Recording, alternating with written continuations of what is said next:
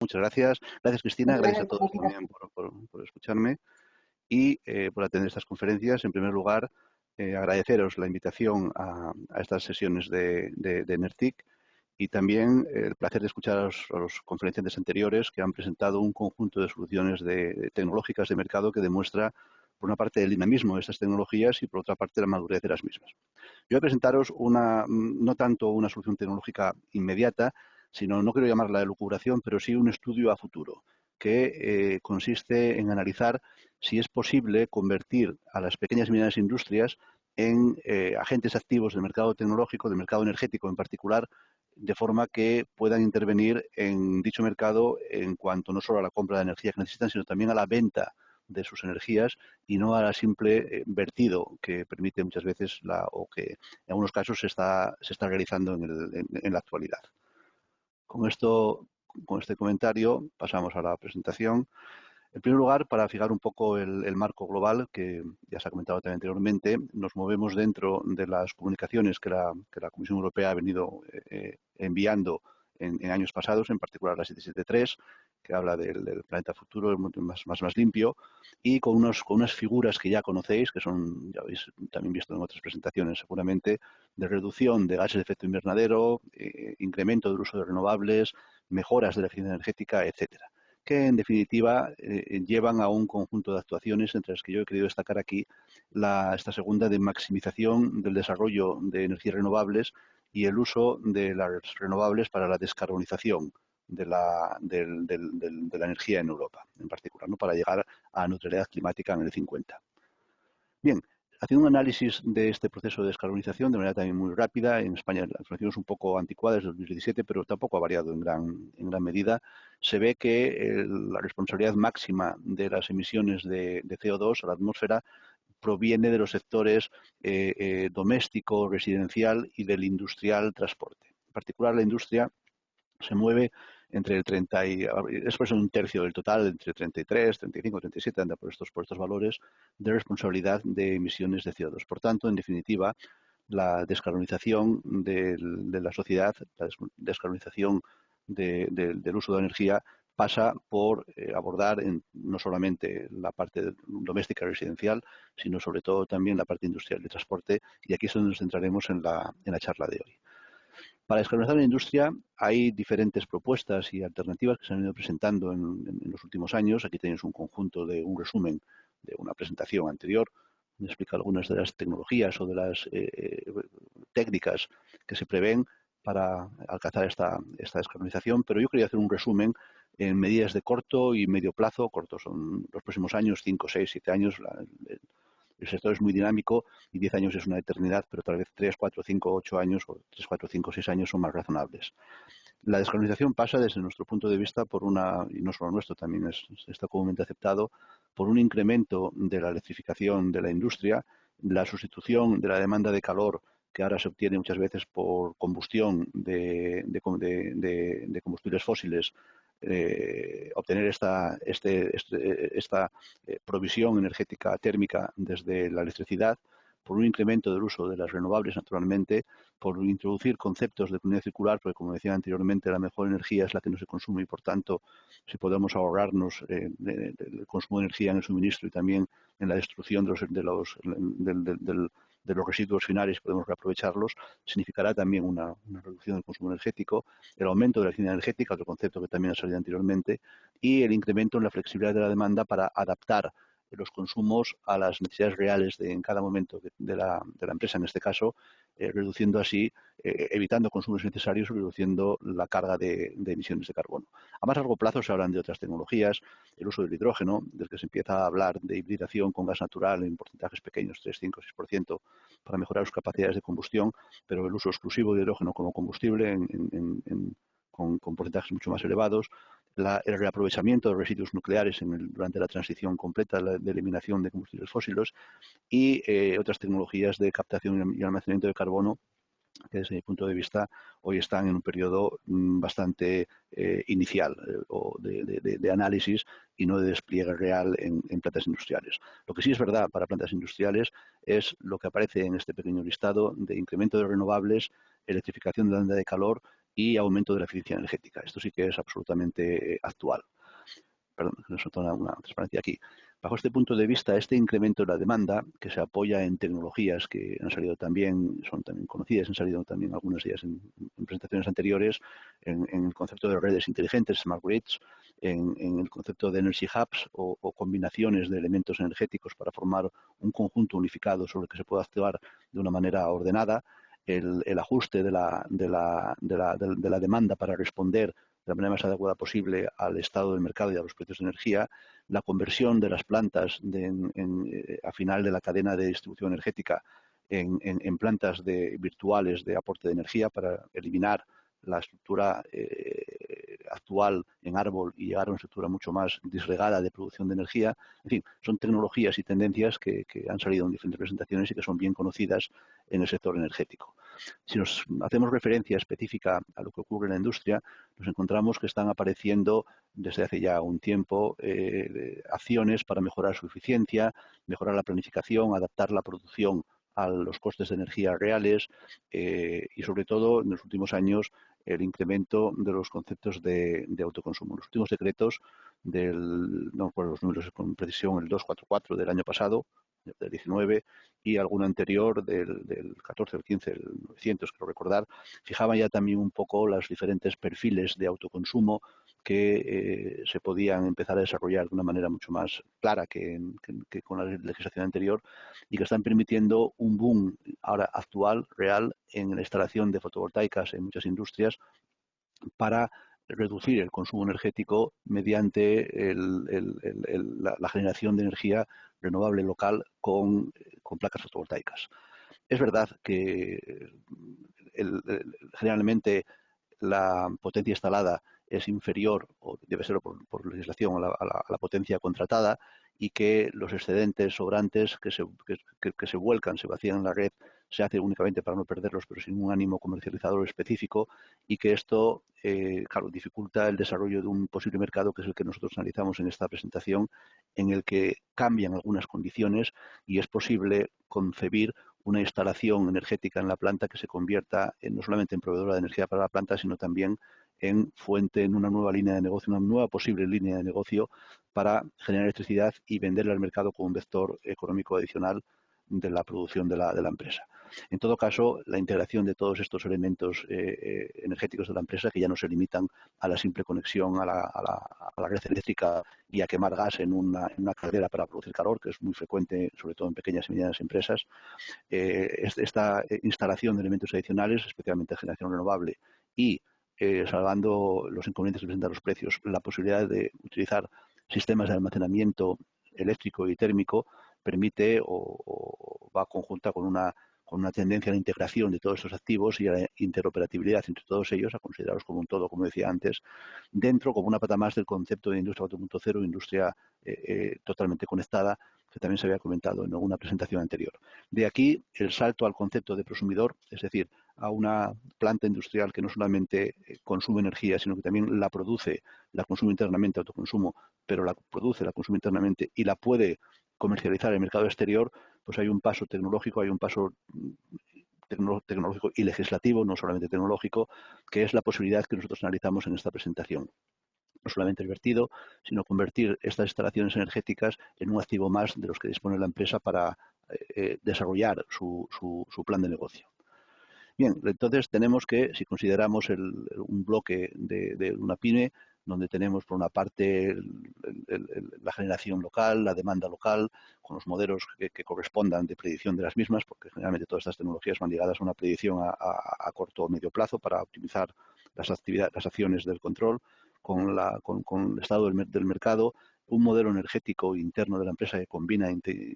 todos los activos que hemos comentado antes, operando sobre todos ellos simultáneamente. La pregunta es, ¿puede esta estructura convertirse en un productor de energía y venderla al mercado de manera que le sea rentable de alguna manera? O dicho de otra forma, cuando planteo una inversión de autoconsumo en la empresa, puedo ir un poco más allá y prever que la inversión me servirá no solamente para atender mi autoconsumo, sino también para comercializar la energía o una parte de la energía que estoy produciendo. Esa es la pregunta que nos planteamos y es la pregunta que creemos que se puede plantear a muy corto plazo en muchas industrias, que ya están respondiendo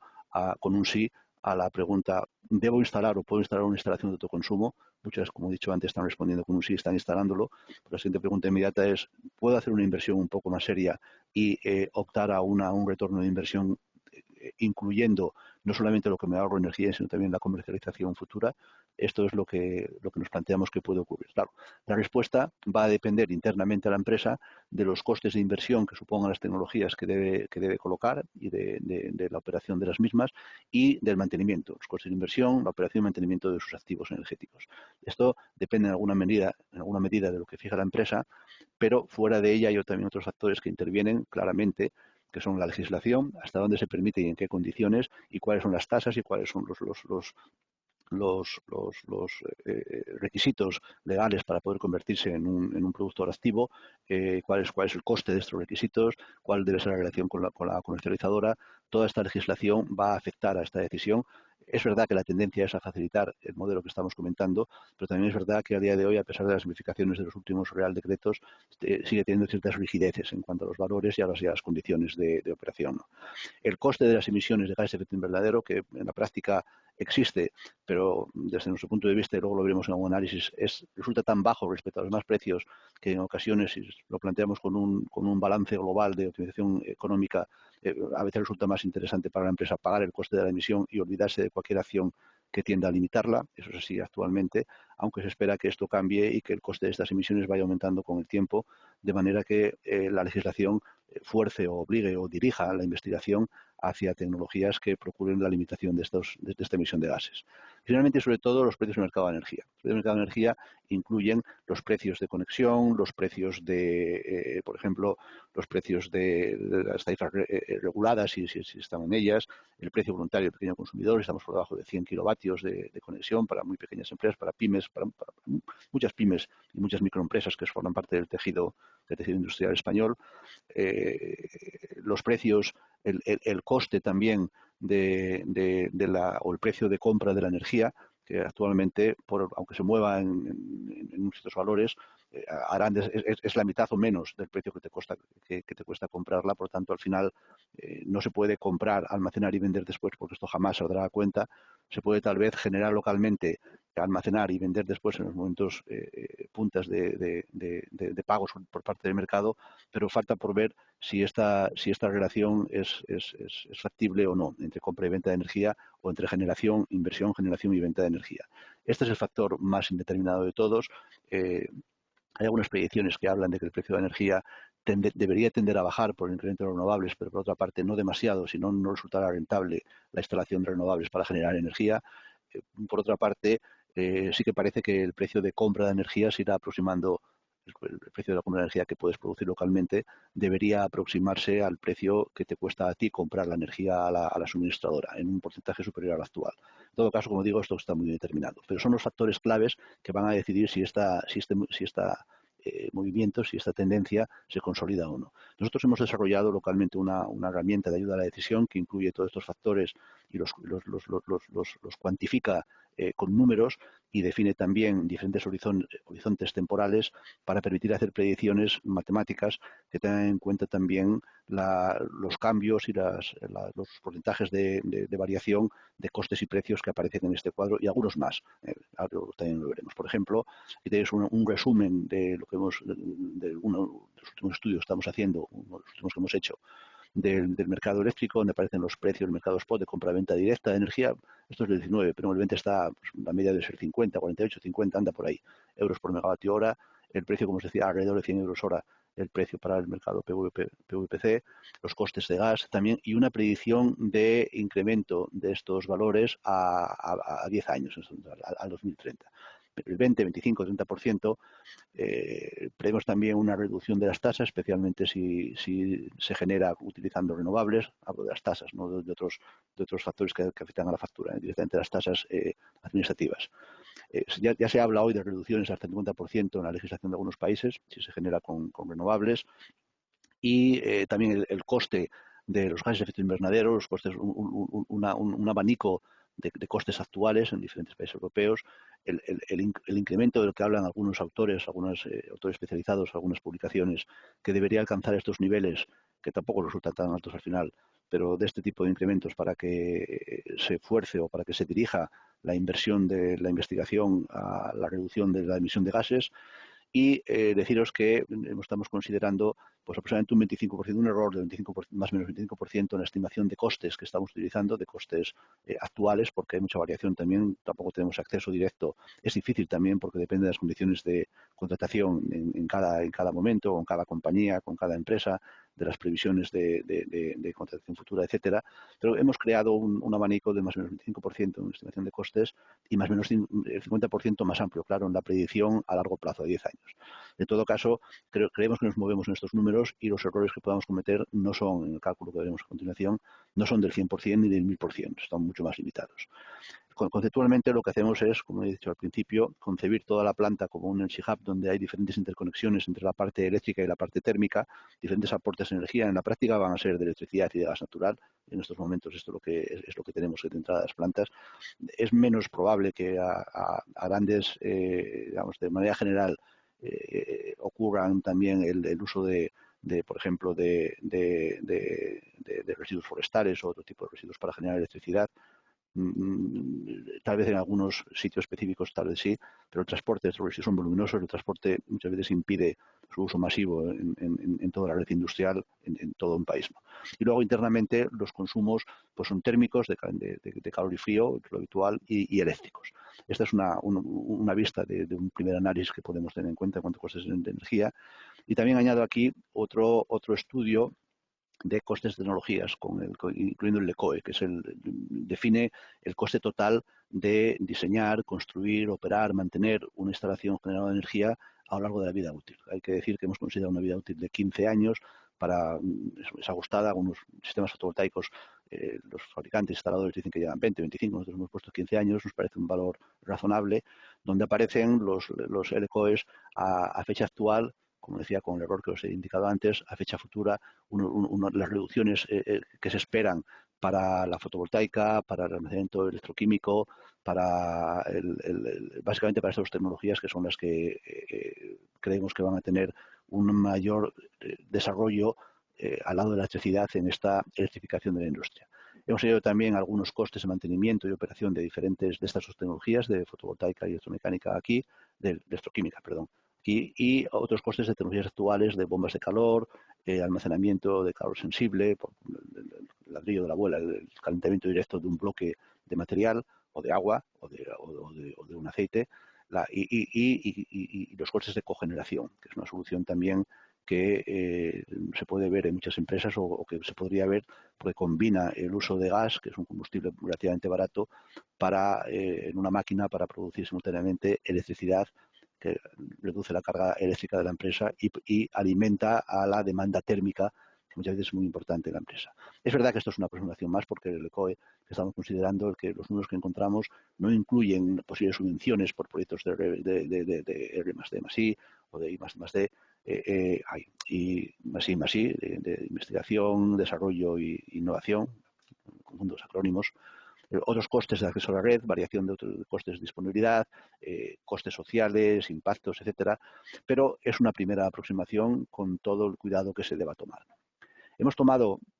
para analizar esta posibilidad que os comentaba, una planta del sector de automoción, una planta tipo, una planta ideal, pero con datos basados en plantas reales. Esto es un promedio de diferentes empresas del cinturón del automóvil de la provincia de Barcelona, en la zona de Martorell, y hemos imaginado un consumo eléctrico de 1 gigavatio aproximadamente, 1 gigavatio hora año, claro, y un térmico aproximadamente de medio. Hemos fijado una inversión máxima de la empresa de 800.000 euros, podríamos poner cualquier otro número en un sistema que hemos desarrollado, con un área de instalación de unos 6 metros cuadrados, incluyendo las superficies de las plantas, con algunos espacios libres que muchas veces también están disponibles en la planta industrial. Hemos medido primero y tomado después unos promedios de las demandas eléctricas y térmicas en 4 estaciones significativas del año: en verano, en primavera, en otoño en invierno, primavera, en otoño y en verano, donde se ve al final, esto es una semana completa en todos los casos, se ve al final el fin de semana con una caída de la demanda. Naturalmente algunos consumos se mantienen más, pero generalmente hay una bajada de demanda,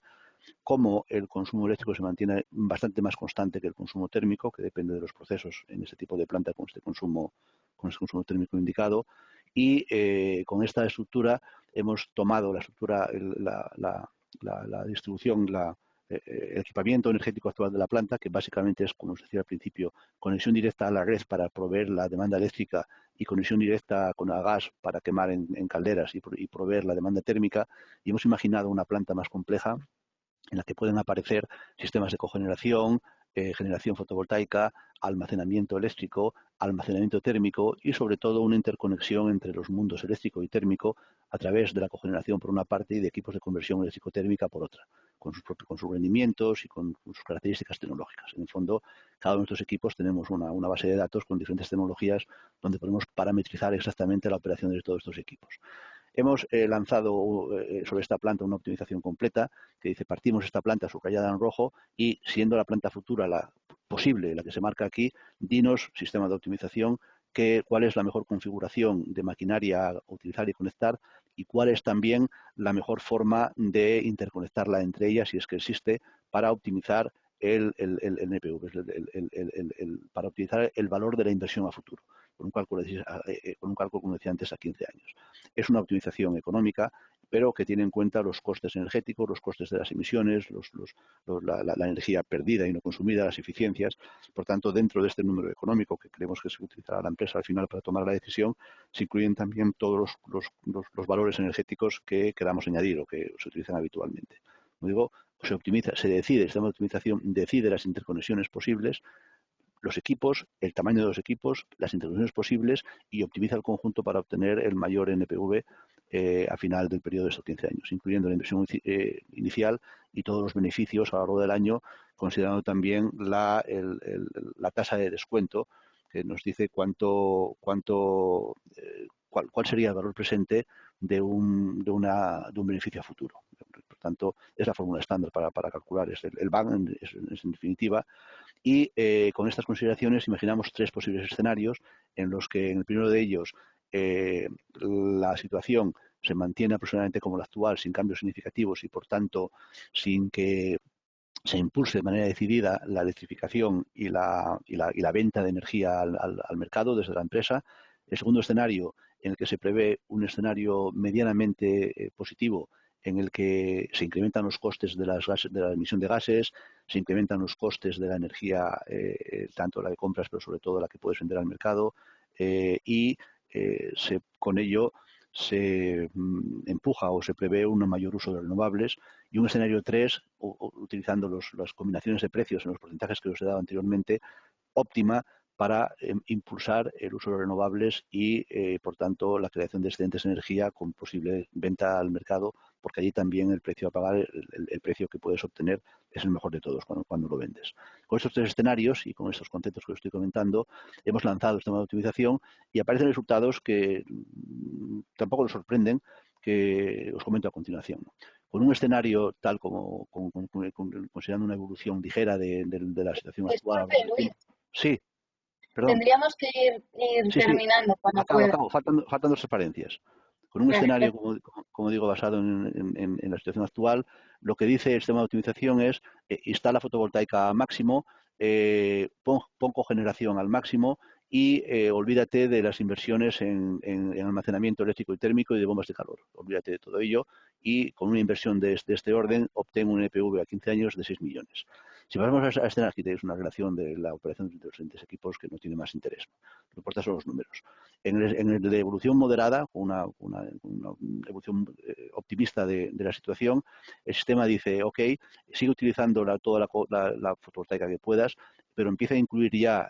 almacenamiento térmico y reduce el término de cogeneración porque hay un coste de emisiones que tienes que pagar y coloca bombas de calor porque empiezan a ser rentables en esta situación. También el orden de inversión es semejante, pero el beneficio final es superior. Ya para acabar, en el escenario 3, la opción más favorable básicamente dice reduce aún más la cogeneración por el coste de las emisiones y olvídate del almacenamiento eléctrico, empuja el almacenamiento térmico y utiliza bombas de calor. Y como siempre, la fotovoltaica. Por tanto, sí, claro, naturalmente, si la planta hemos jugado contra la planta con más demanda eléctrica que térmica y los resultados son, pues, pon fotovoltaica a máximo. Por tanto, ya para acabar, lo que dice el estudio, que podemos utilizar para adaptarlo a cualquier pyme y a cualquier situación actual, es que lo que tienes que hacer en estos momentos, lo que resulta rentable es incrementar la fotovoltaica todo lo que puedas, ir hacia el autoconsumo eléctrico, electrificar tu planta convirtiendo la electricidad generada en calor siempre que sea posible, reducir la carga a medio plazo, reducir la carga de combustibles fósiles por el coste de los mismos y de las emisiones